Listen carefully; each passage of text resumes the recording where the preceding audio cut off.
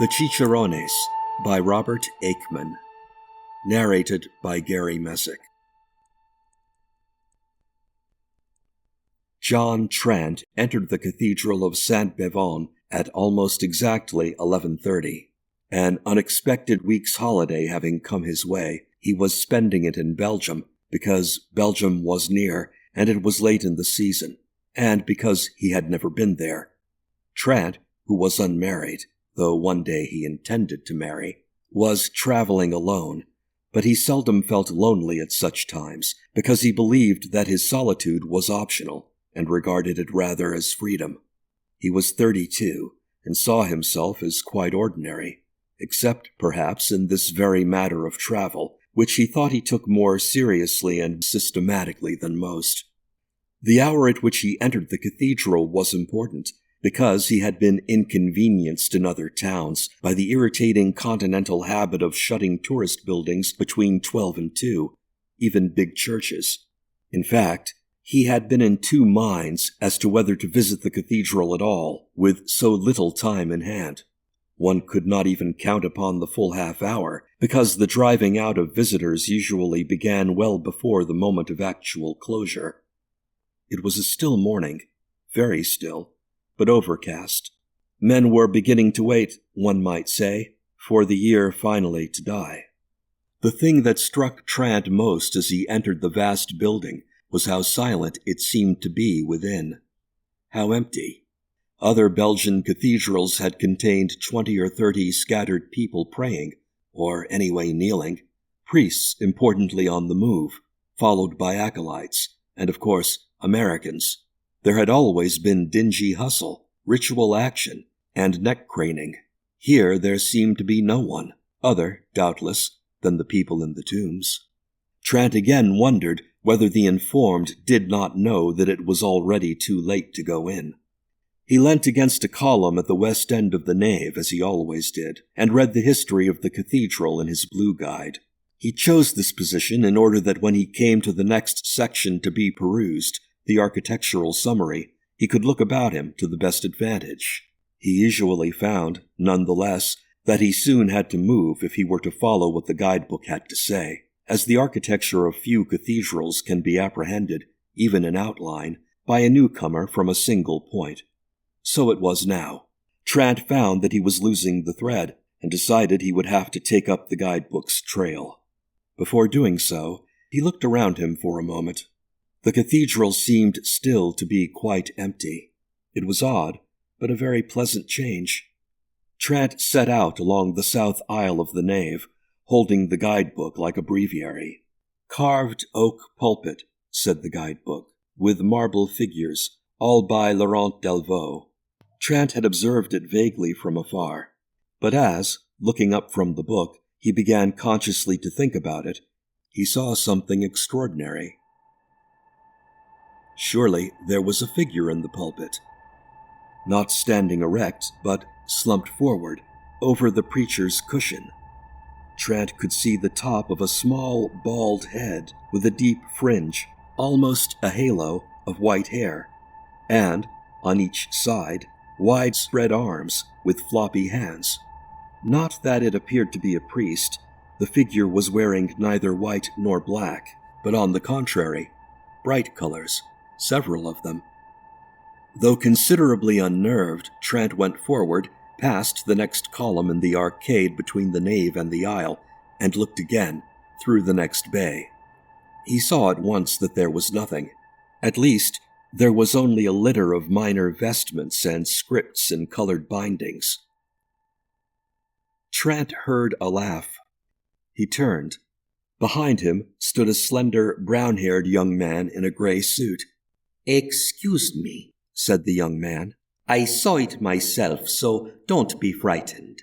He spoke quite clearly, but had a vague foreign accent. "It was terrifying," said Trant. "Out of this world." "Yes, out of this world, as you say. Did you notice the hair?" "I did indeed." The young man had picked on the very detail which had perturbed Trant the most. "What did you make of it?" "Holy, holy, holy," said the young man in his foreign accent. then smiled and sauntered off westwards. Trent was almost sure that this was what he had said. The hair of the illusory figure in the pulpit had, at the time, reminded Trent of the way in which nimbuses are shown in certain old paintings, with wide bars or strips of light linking an outer misty ring with the sacred head. The figure's white hair had seemed to project in just such spikes. Trent pulled himself together and reached the south transept, hung high with hatchments. He sought out Christ Among the Doctors, the masterpiece of Franz Purbus the Elder, as the guidebook remarked, and set himself to identifying the famous people said to be depicted in it, including the Duke of Alva, Vigilius Abayata, and even the Emperor Charles V himself. In the adjoining chapel, the martyrdom of Saint Barbara by de Crayer proved to be covered with a cloth, another irritating continental habit, as Trent had previously discovered. As there seemed to be no one about, Trent lifted a corner of the cloth, which was brown and dusty, like so many things in Belgian cathedrals, and peered beneath. It was difficult to make out very much, especially as the light was so poor. "Let me help," said a transatlantic voice at Trent's back. "Let me take it right off, and then you'll see something. Believe me." Again, it was a young man, but this time a red-haired, cheerful-looking youth in a green wind cheater. The youth not only removed the cloth, but turned on an electric light. "Thank you," said Trent. "Now have a good look." Trent looked. It was an extremely horrible scene. Oh boy. Trent had no desire to look any longer. "Thank you all the same," he said, apologizing for his repulsion. "What a circus those old saints were," commented the transatlantic youth as he replaced the worn cloth. "I suppose they received their reward in heaven," suggested Trent. "You bet they did," said the youth, with a fervor that Trent couldn't quite fathom. He turned off the light. "Be seeing you." "I expect so," said Trent, smiling. The youth said no more, but put his hands in his pockets and departed, whistling towards the south door. Trent himself would not have cared to whistle so loudly in a foreign church. As all the world knows, the most important work of art in the Cathedral of Saint-Bevon is the Adoration by the mysterious Van Eyck, or Van Eycks, singular or plural. Nowadays, the picture is hung in a small, curtained-off chapel leading from the South Choir ambulatory, and most strangers must pay to see it. When Trent reached the chapel, he saw the notice at the door, but, hearing nothing, as elsewhere, supposed the place to be empty. Resenting wildly the demand for a fee, as Protestants do, he took the initiative and gently lifted the dark red curtain. The chapel, though still silent, was not empty at all. On the contrary, it was so full that Trent could have gone no further inside, even had he dared. There were two kinds of people in the chapel. In front were several rows of men in black. They knelt shoulder to shoulder, heads dropped, hip bone against hip bone, in what Trent took to be silent worship. Behind them, packed in even more tightly, was a group, even a small crowd, of funny old Belgian women, fat, ugly, sexless, and bossy, such as Trent had often seen in other places, both devotional and secular. The old women were not kneeling, but sitting. All the same, they seemed eerily rapt.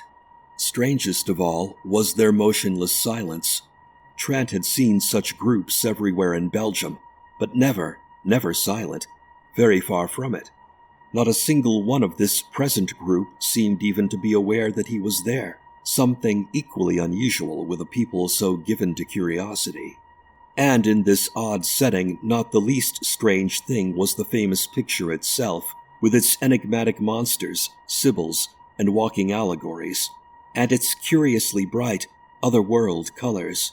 A totality doubtless interpretable in terms of Freud, but, all the same, as dense as an oriental carpet, and older than Adam and Eve, who stand beside. Trent found the picture all too cognate to the disconcerting devotees. He let fall the curtain and went on his way, distinctly upset.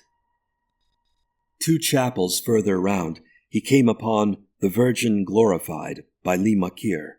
Here, a choir boy in a red cassock was polishing the crucifix on the altar. Already, he had thin black hair and a grey, watchful face.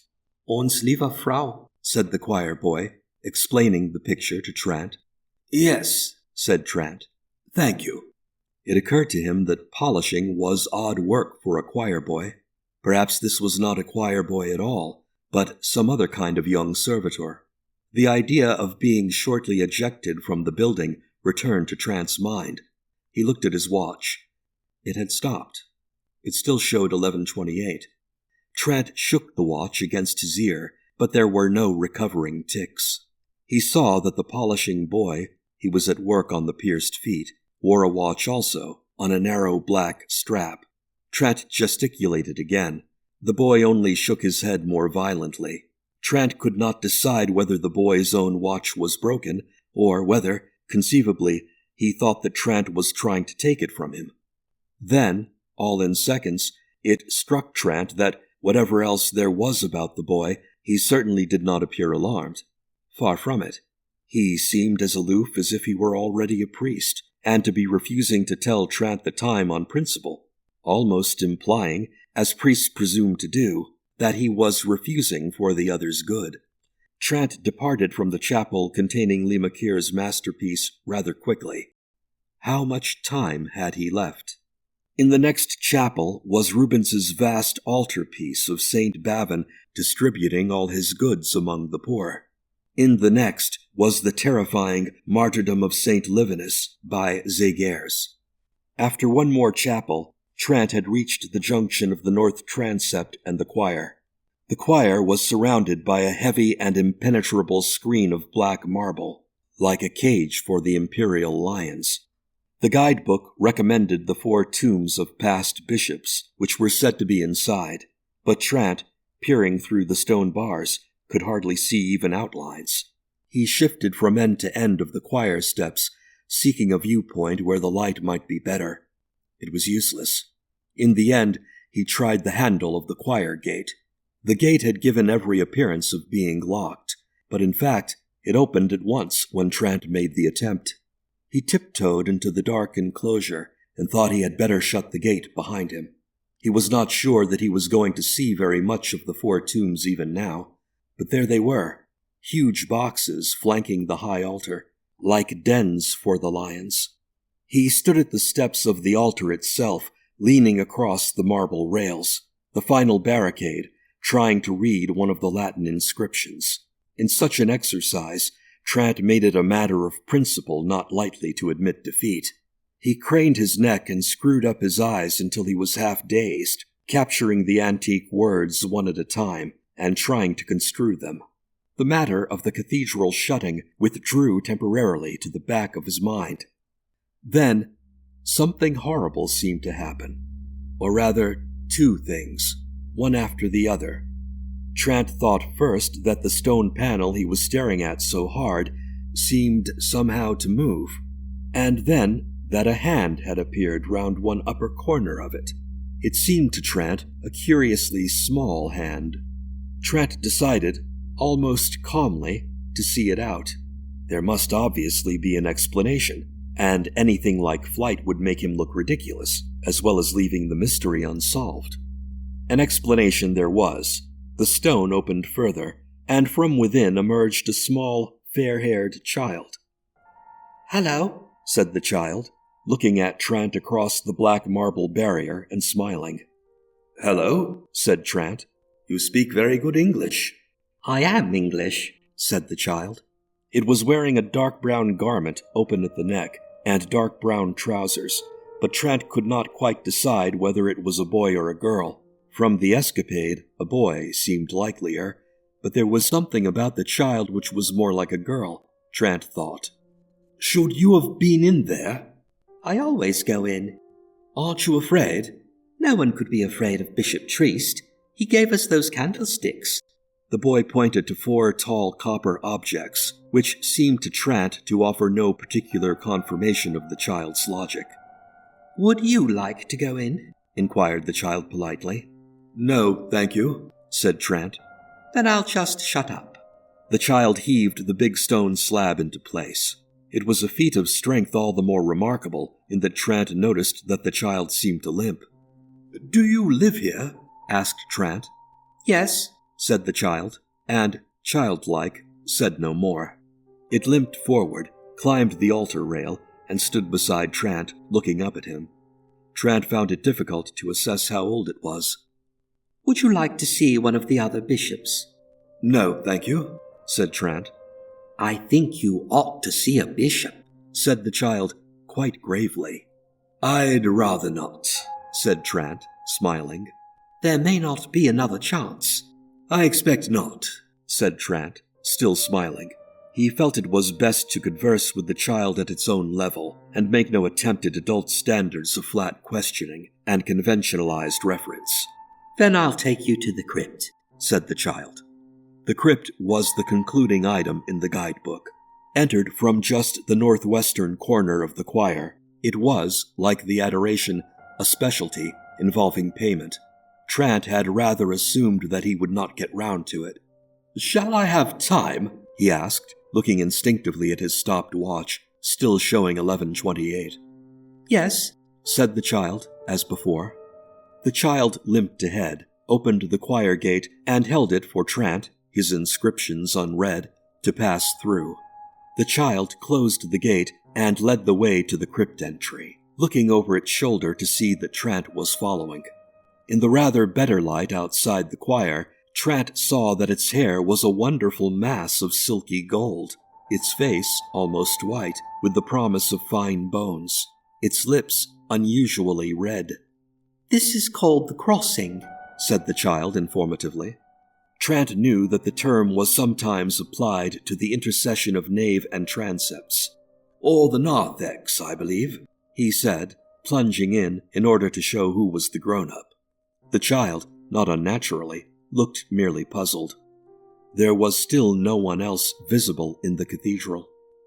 They began to descend the crypt stairs, the child holding on to the iron handrail because of its infirmity.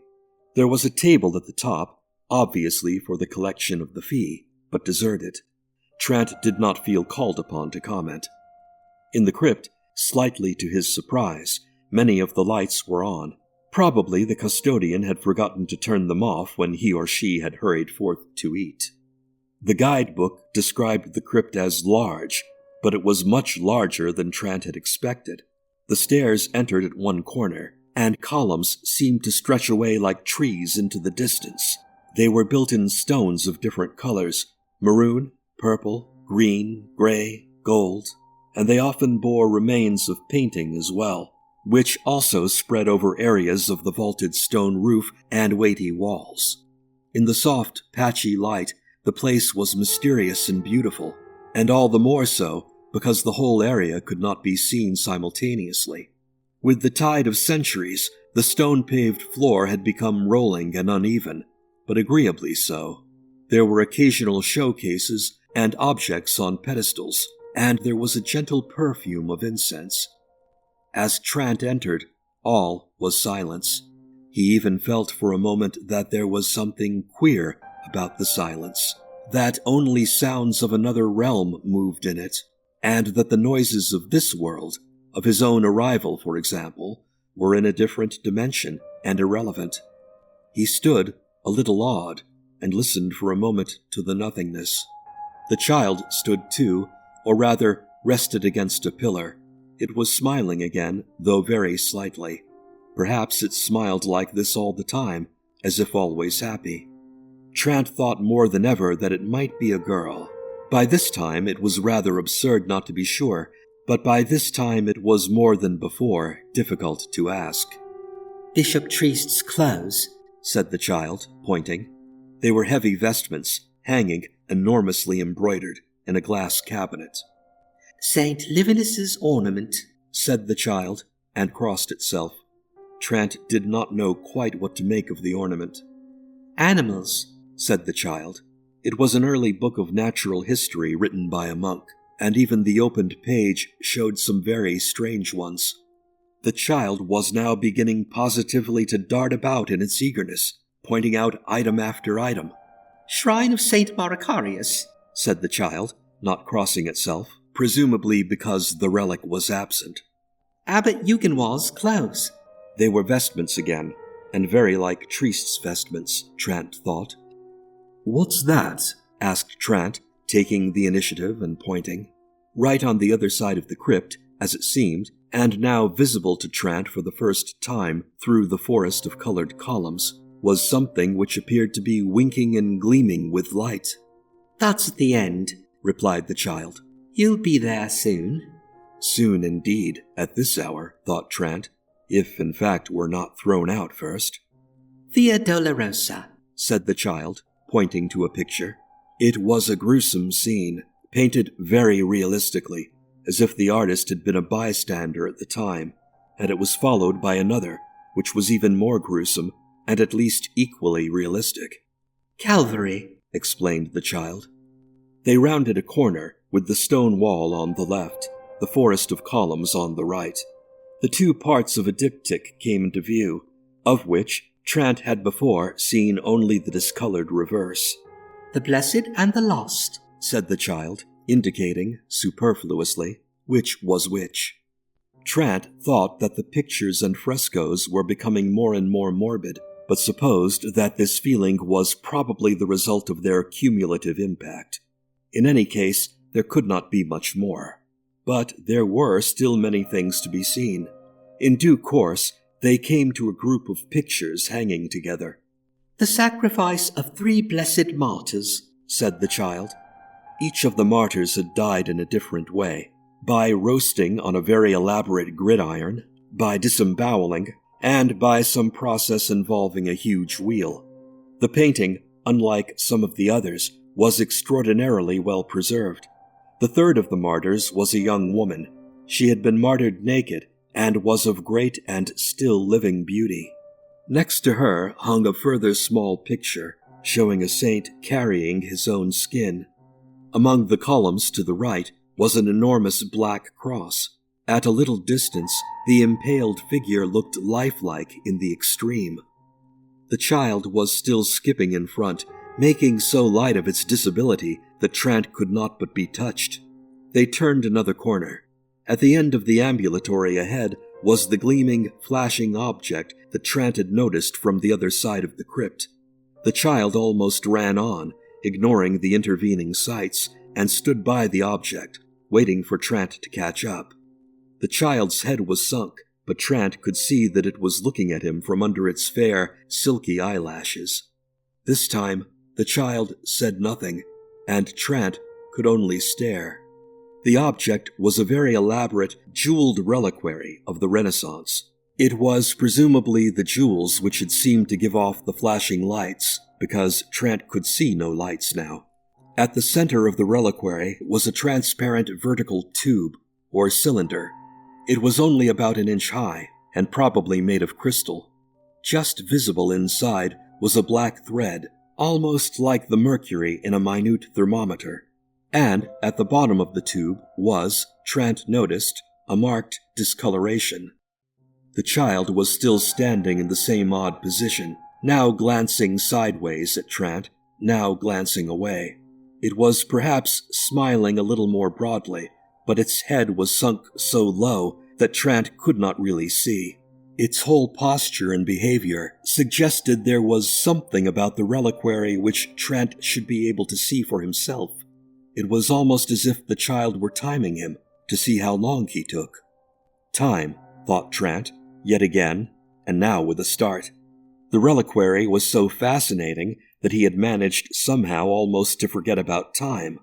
He looked away and along the final ambulatory, which ran to the foot of the staircase by which he had come down. While he had been examining the reliquary, someone else had appeared in the crypt. A man stood in the center of the passage, a short distance away from Trant. Or not exactly a man. It was, Trant realized, the acolyte in the red cassock, the boy who had been polishing the brass feet. Trant had no doubt that he had come to hurry him out. Trant bustled off, full of unreasonable guilt, without ever properly thanking his child guide. But when he reached the boy in the cassock, The boy stretched out his arms to their full length and seemed, on the contrary, to bar his passage. It was rather absurd, and especially as one could so readily turn right and weave a way out through the Gothic columns. Trant, in fact, turned his head in that direction, simply upon instinct, but in the bay to his right stood the youth from across the Atlantic in the green wind-cheater. He had the strangest of expressions, unlike the boy in the cassock, who seemed the same dull peasant as before. And as soon as Trant caught his eye, he too raised his arms to their full extent, as the boy had done. There was still one more free bay.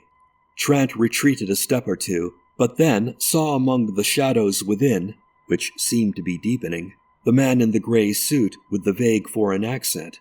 His arms were going up, even as Trant sighted him. But when their eyes met, though Trant could not see his face very well, he did something the others had not done. He laughed. And in the entrance to the other ambulatory, through which Trant had just come, and down which the child had almost run, bravely casting aside its affliction, stood that same child, now gazing upwards again, and indeed looking quite radiant, as it spread its arms almost as a bird taking flight. Trant heard the great clock of the cathedral strike 12. In the crypt, the tone of the bell was lost. There was little more to be distinguished than 12 great thuds, almost as if cannons were being discharged. The 12 strokes of the hour took a surprisingly long time to complete. In the meantime, and just above the reliquary, a small door had opened in the very angle of the crypt. Above it was a small but exquisite and well-preserved alabaster keystone, showing a soul being dragged away on a hook by a demon. Trant had hardly noticed the door before, as people commonly overlook the working details of a place which is on show, the same details that those who work the place look to first. In the door, quite filling it, was the man Trant had believed himself to have seen in the pulpit soon after he had first entered the great building. The man looked much bigger now, but there was the same bald head, the same resigned hands, the same multicolored garments. It was undoubtedly the very person, but in some way enlarged or magnified. And the curious fringe of hair seemed more luminous than ever. "The cathedral closes now," said the man. "Follow me." The fair figures encircling Trant began to shut in on him until their extended fingertips were almost touching. His questions went quite unanswered, his protests quite unheard, especially after everyone started singing.